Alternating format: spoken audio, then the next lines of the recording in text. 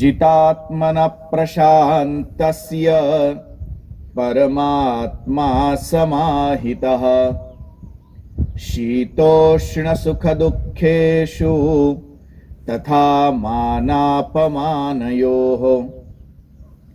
हे अर्जुन, सर्दी गर्मी और सुख दुखादिकों में तथा मान और अपमान में जिसके अंतःकरण की वृत्तियां अच्छी प्रकार शांत है अर्थात विकार रहित है, ऐसे स्वाधीन आत्मा वाले पुरुष के ज्ञान में सच्चिदानंद घन परमात्मा सम्यक प्रकार से स्थित है, अर्थात जिसके ज्ञान में परमात्मा के सिवाय अन्य कुछ है ही नहीं।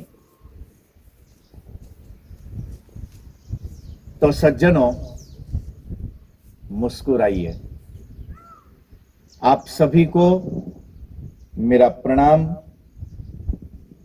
जय सिया राम। कन्या गुरुकुल के लाभार्थ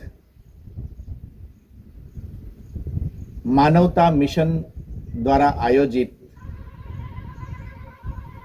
इस आत्मसंयम चिंतन शिविर में आपका स्वागत है।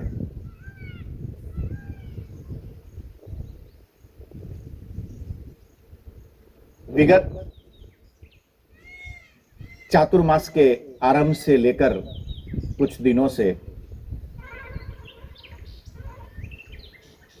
हम आत्मसंयम विषय पर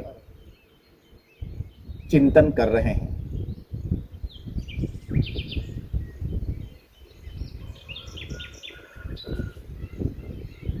यह एक ऐसा चिंतन है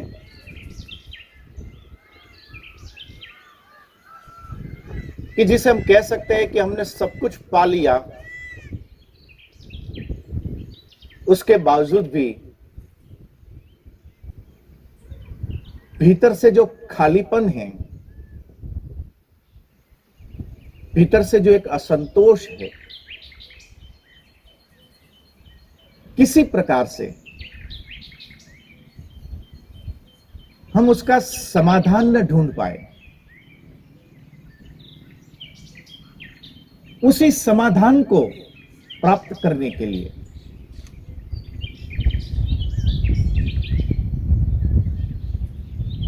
आत्म संयम को भीतर उतारना, उसे ठीक से समझना, अपने अनुभव तक, अपने व्यवहार तक, अपने चिंतन तक, चेतना की उन क्षणों में इस आत्म संयम को उतारना,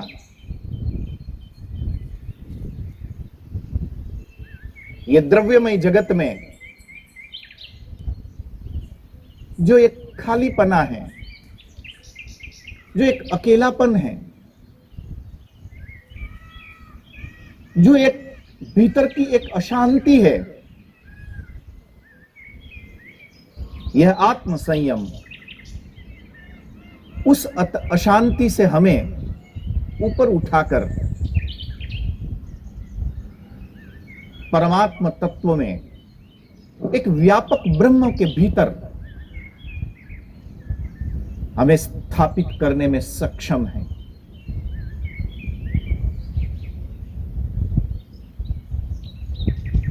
आज तक हमने बाह्य संसाधनों पर बहुत ज्यादा ध्यान दिया। यह बहुत आवश्यक भी है।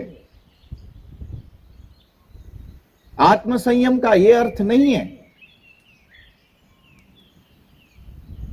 कि हम उन संसाधनों को कुछ भी ना समझे। ऐसा कभी किसी शास्त्र में नहीं लिखा है।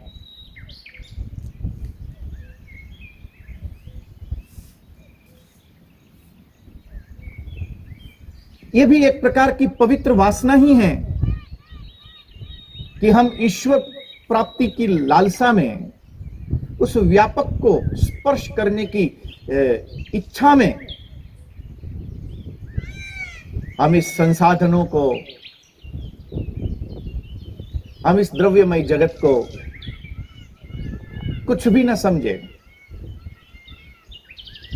व्यक्ति को, साधक को यह न भूलना चाहिए कि जिस शरीर के भीतर रहकर हम परमात्मा को स्पर्श करने का प्रयत्न कर रहे हैं, यह शरीर भी पंच महाभूतों से अर्थात पृथ्वी, जल, तेज, वायु और आकाश आदि द्रव्यों के द्वारा बनाया गया है। जिस शरीर के भीतर हमारा निवास है,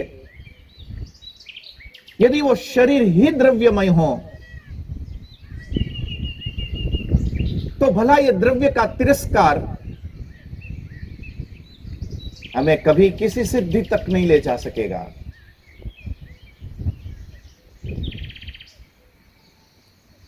आत्म संयम की इस यात्रा में भगवान श्री कृष्ण हमें उस परमात्म तत्व को स्पर्श करने का, उस ईश्वर को, उस परम सत्ता को प्राप्त करने का, उस व्यापक में खुद को समाहित करने का सिद्धांत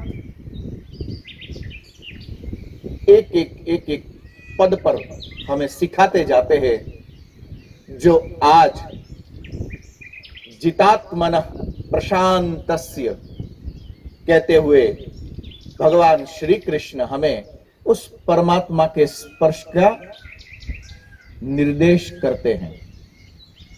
यह निर्देश जो व्यापक को स्पर्श करने की एक घोषणा,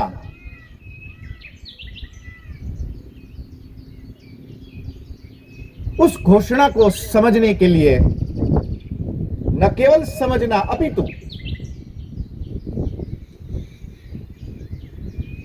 कृष्ण ने यूं ही चार लोगों के बीच में बैठकर बातों के फूल नहीं खिलाए। एक यथार्थ को, एक यथार्थ संदेश को हम लोगों तक पहुंचाने का एक करुणामयी प्रयत्न हुआ है। कहते हैं ना कि जब तक परमात्मा करुणा न करे, उसकी करुणा के बगैर उस परम तत्व को स्पर्श कर पाना भी मुश्किल हो सकता है। आज ये श्री कृष्ण की करुणा का ये प्रसाद, जितात्मनः प्रशांतस्य, जिसने स्वयं को जीत लिया, आत्मा तो अजेय है,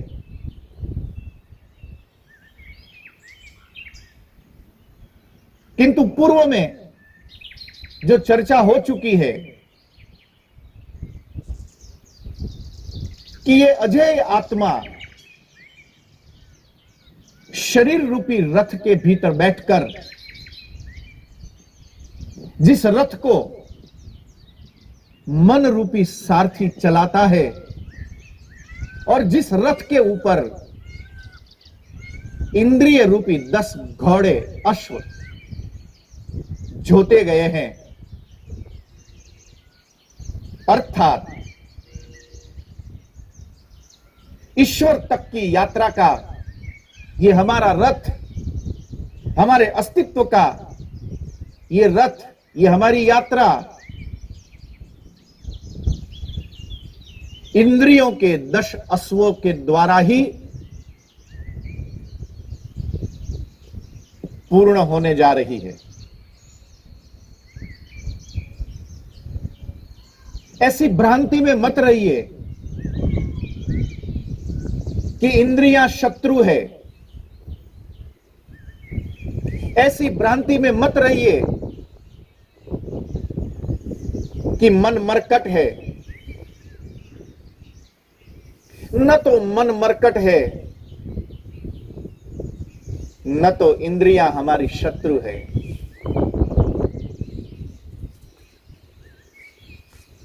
बहुत बड़ा राजमहल हो, किंतु उस राजमहल के अंदर उसका मालिक राजा कहीं साल 2 साल बर्बाद, एक आध 2 दिन के लिए ही आता हो, बाकी उस राजमहल की रखेवाली करने के लिए, उसकी साफ सफाई के लिए वहां पर उसने अपने नौकर छोड़े हो। जब तक उस राजमहल का मालिक उस महल में नहीं है, तब तक उस महल में काम करने वाला प्रत्येक कर्मचारी अपने आप में एक राजा से कोई कम नहीं होता।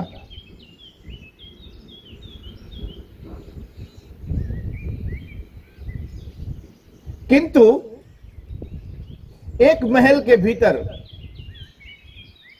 इतने सारे राजाओं से कभी भी कुछ अच्छा नहीं हो सकता है।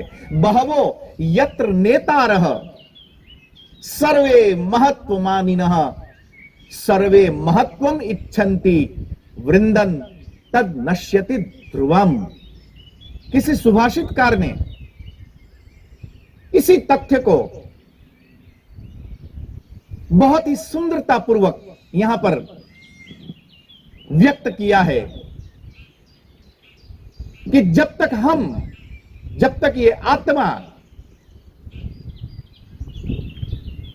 मैं मालिक हूं इस शरीर का, मैं मालिक हूं इस मन का, मैं मालिक हूं इस इंद्रियों का, जब तक उसके भीतर वो मालकियत न जगे, वो अधिकार उत्पन्न न हो, तब तक बहवो यत्र नेतारः, मन अपनी नेतागिरी करता है, इंद्रियां अपनी नेतागिरी करती है, तब तक ये स्वच्छंद व्यवहार करते हैं।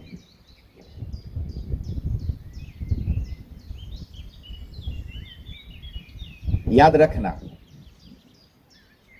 इसका अर्थ यह हुआ कि इंद्रियां और मन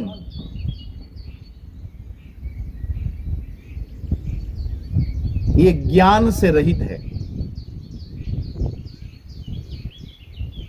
अज्ञान के कारण ही वह स्वयं अपनी जिम्मेवारी को उठाने में असमर्थ है। जैसे आप यात्रा में निकलो और आपके साथ एक छोटा बालक हो, तो कौतूहलवश कभी उधर भागे कभी उधर भागे, तब उसकी मां उस पर ध्यान रखती है, बार बार उसको पकड़ कर ले आती है।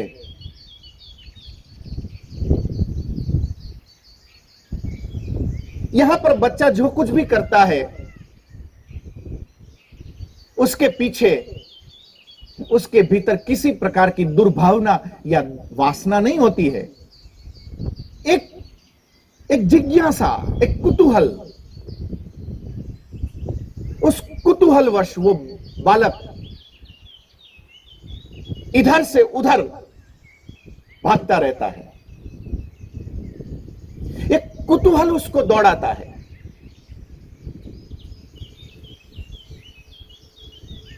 कभी मां उसको पकड़ कर ले आती है सत्संग में बैठकर, तो कभी मां व्यक्तिगत साधना के द्वारा उसको थोड़ी डांटती भी है। ये डांटना, ये अधिकार की घोषणा है।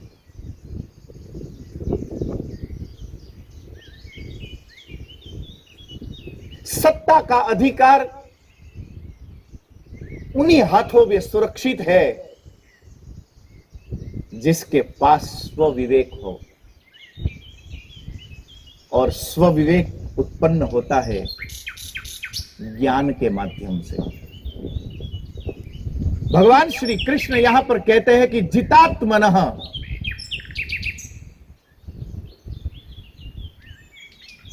यहां पर जितात्मनः का अर्थ यह नहीं है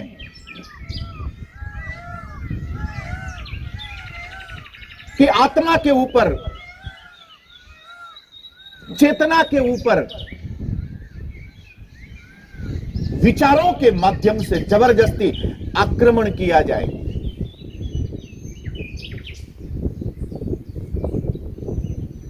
आदि गुरु शंकराचार्य जिसे अहम ब्रह्मास्मि कहते हुए सकारात्मक तथ्यों के साथ मुक्ति को उपलब्ध होना कहते हैं, चिदानंद रूपः शिवोहम शिवोहम की घोषणा करते हैं, ठीक उसके विपरीत ध्रुव पर खड़े होकर इसी सिद्धांत को भगवान बुद्ध निर्वाण के नाम से इसकी व्याख्या करते हैं। यहां पर सिद्धांत में कोई भेद नहीं है, केवल व्याख्याओं का बदलाव है। एक उसी परब्रह्म को नैवम नैवम कहते हुए प्राप्त कर लेता है, तो आदि गुरु शंकराचार्य उसी परब्रह्म को अस्ति कहते हुए उपलब्ध हो जाते हैं। यात्रा का गंतव्य है वो परब्रह्म जितात्मनः प्रशांतस्य, अर्थात जिसने स्वयं के ऊपर विजय प्राप्त कर लिया, अर्थात जिसने खुद को जीत लिया। ये खुद को जीतना, ये बड़ी समग्रता की घोषणा है। ये खुद को जीतना, अर्थात जिसने मन को वश में कर लिया। ये खुद को जीतना, अर्थात जिसने इंद्रियों को संयम में बांध लिया।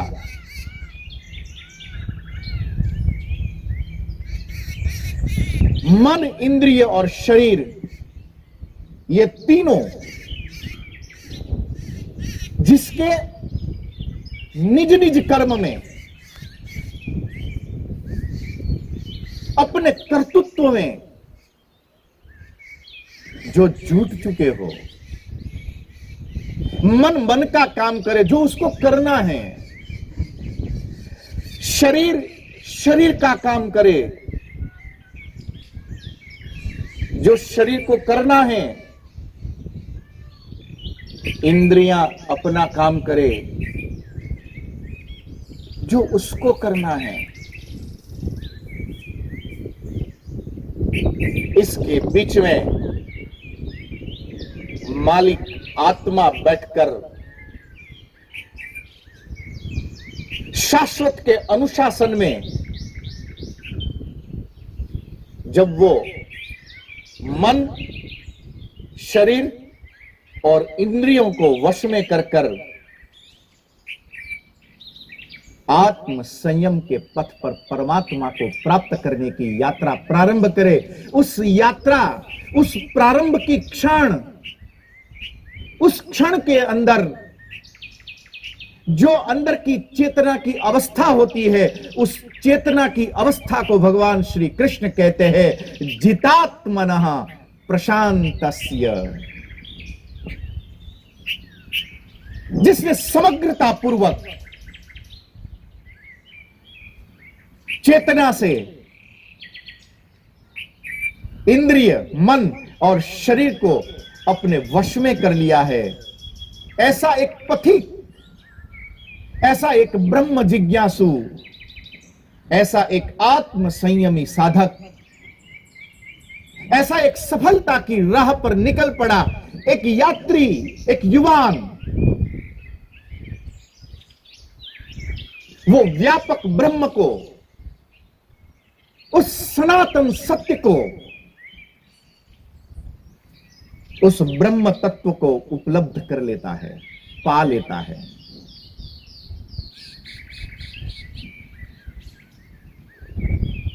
यह व्यापक की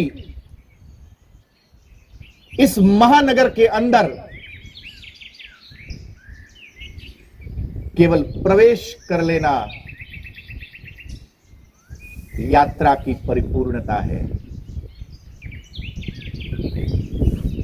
जिसकी चेतना, जिसका विवेक, जिसका समग्र अस्तित्व ज्ञान से परिपूरित हो चुका हो, एक समझ, जब व्यक्ति के भीतर समझ की एक परिपक्वता आती है, यहां पर धूप में बैठकर बाल सफेद करने वाली समझदारी की चर्चा नहीं है। उन समझदारों को तो कोई पूछता ही नहीं है। ये तो नाहक अपने भीतर के एक अहंकार को पैदा करने की और उसी में बने रहने की एक वासना भर मात्र है। श्री कृष्ण कहते हैं कि जिसके भीतर एक व्यापक प्रकट हो चुका हो, जो समझदार हो चुका हो, जिसके भीतर अब समझदारी का फूल खिल चुका हो, जिसके अंदर आत्मज्ञान का एक संगीत चल चुका हो,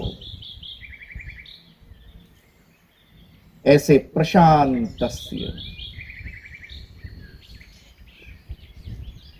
जब तक जिज्ञासा है, जब तक उत्सुकता है,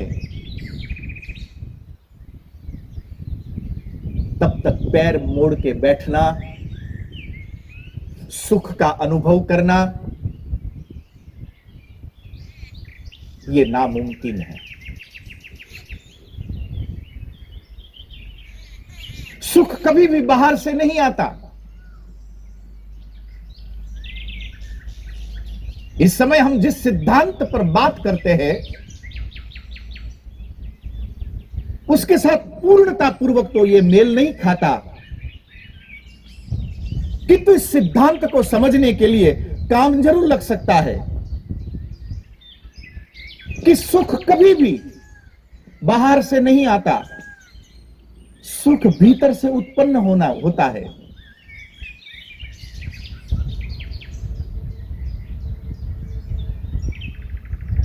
सुख भीतर से आता है। मजेदार बात यह है कि सुख प्राप्त करने की हमारी वासना,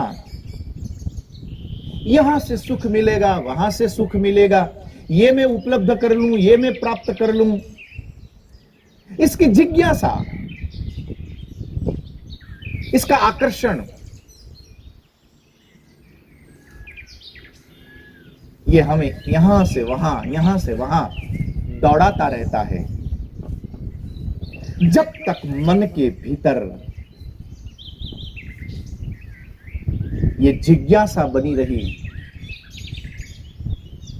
ये क्यूरियोसिटी जब तक हमारे भीतर रही, तब तक वो आत्म संयमी प्रशांतस्य इस उपलब्धि को प्राप्त नहीं कर सकता है।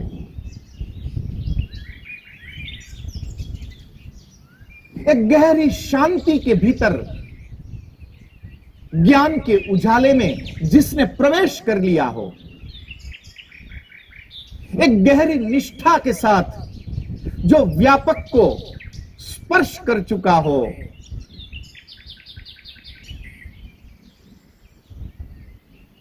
जिसके विवेक के अंतिम छोर ने उस परम सत्य के उजाले को महसूस कर लिया हो, जो अज्ञान के अंधकार को समाप्त कर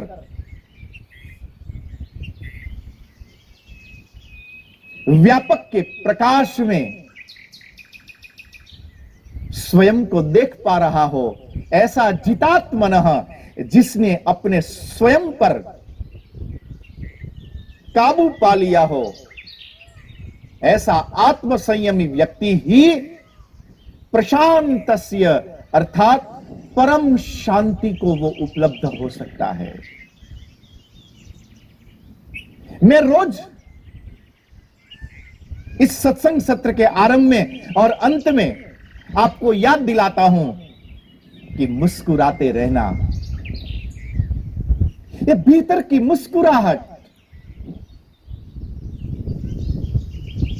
ये मुस्कुराहट के पुष्प तभी आपके अस्तित्व के प्रांगण में खिल सकेंगे जब आपके भीतर एक प्रगाढ़ शांति आपने प्राप्त कर ली हो, जिसको अब कुछ भी जानना समझना अवशिष्ट न रहा हो। ऐसा प्रशांतस्य शीतोष्ण सुख दुखेषु तथा मानापमानयोः, भगवान श्री कृष्ण कहते हैं कि ऐसे परम शांत, परम निष्ठावान, ऐसे आत्म संयमी व्यक्ति को ही परम का स्पर्श, एक व्यापक सत्ता। मैं फिर से मेरे युवान भाई बहनों को याद दिला दूं कि आत्म संयम का अर्थ है कि न केवल ऊपर से लादे गए कपड़े और एसेसरीज के द्वारा आपने अपने व्यक्तित्व का निर्माण किया हो, किंतु इसके भीतर रहने वाले आपने स्वयं को इतना जागृत कर लिया हो कि आपके व्यक्तित्व को आप जहां पर खड़े हो जाओ वहां पर कोई नकार न सके, और ऐसी दिग्विजयी, ऐसी सर्वव्यापक,